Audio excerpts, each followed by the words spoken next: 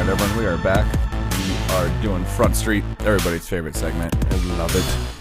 No, it wasn't too crazy on Front Street this week. Everyone, for the last couple of weeks, everyone's kind of been well behaved. It's kind of disappointing me. I want people to get in trouble so I can call them out. Right. But, nonetheless, we will start. My first person on Front Street is Doug Hutchison. He is an actor from Lost. He is 51, and he got married to a 16-year-old in Las Vegas this weekend. She apparently is a up-and-coming country singer named Courtney Alexis Stodden. But the fact remains, he is 51, she is 16. Not cool. Where are her parents? I don't know, and like I'm putting her parents on blast too. Well, and it's like I thought that was illegal. I'm pretty sure it is. But I guess what happens in Vegas stays in Vegas. Like, unless you marry a 16-year-old. Like, so that's what's staying in Vegas in the illegal marriage. So you can't move now. Right. So I was like, ooh. I mean, fake Elvis probably has no never mind about it, but I mean, I'm not one to judge anyone. They can marry who they want, but she's 16. Yeah. So for that, he is on Front Street. Why don't you wait a little? 2 years, dude. Just 2 years. Social Security kicks in, and she'll be of age, and all good. Go for it. My one and only, but it's a big doozy of one on Front Street is Frank McCourt. He's pretty much driven one of the storied franchises in Major League Baseball single-handedly into the ground, using the funds from the team as his personal ATM to go and buy. I think he has 6 houses. And we said that his wife, her haircuts, she spent like $100,000 on haircuts. And she still looks like Darth Helmet. Like, what? Yeah.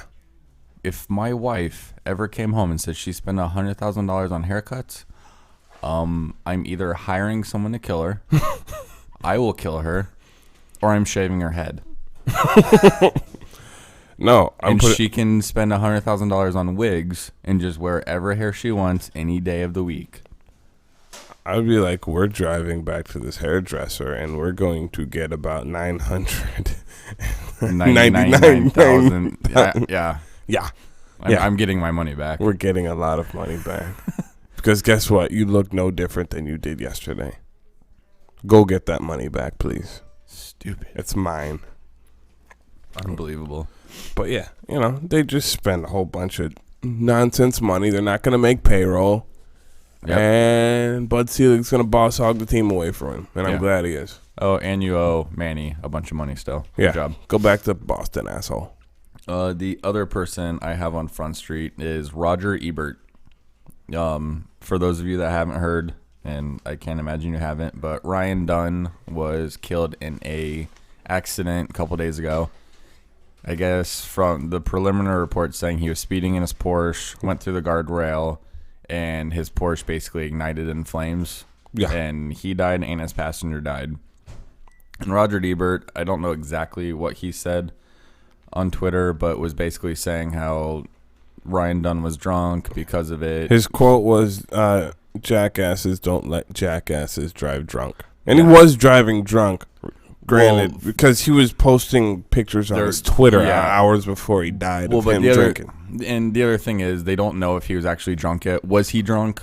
Most likely. I mean, let's just be honest. Yeah. He's one of the jackass guys. But at the same time, he could have just had one drink.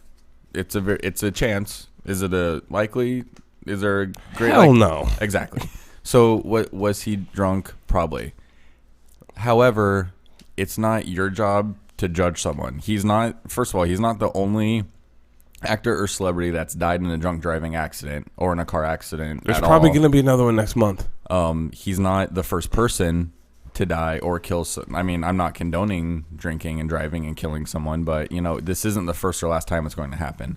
So who are you to, sit there? And I mean, that's just, to be honest, whether you agree with it or not, that's just insensitive. And, I'm sure who was his little buddy that he used to do movies with? Gene Siskel? Yeah. I'm sure when he died, if someone would have said something bad about him, he would have gotten butthurt. He would have went nuts. Exactly. So, it's just... But I actually heard Bam Margera actually responded to him, and yeah, he lost his shit. Yeah, he said the F word a couple of dozen times, and which he had all right to. And I mean that was Bam's best friend. Yeah. So, and when my buddy Mark died a couple years ago, someone said something about him at school.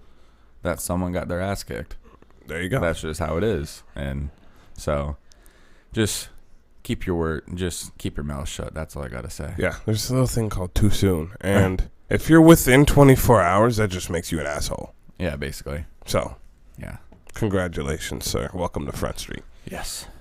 So, again, not anything too crazy going on this week. We got through the show. Yes. Take 3. It was a good one.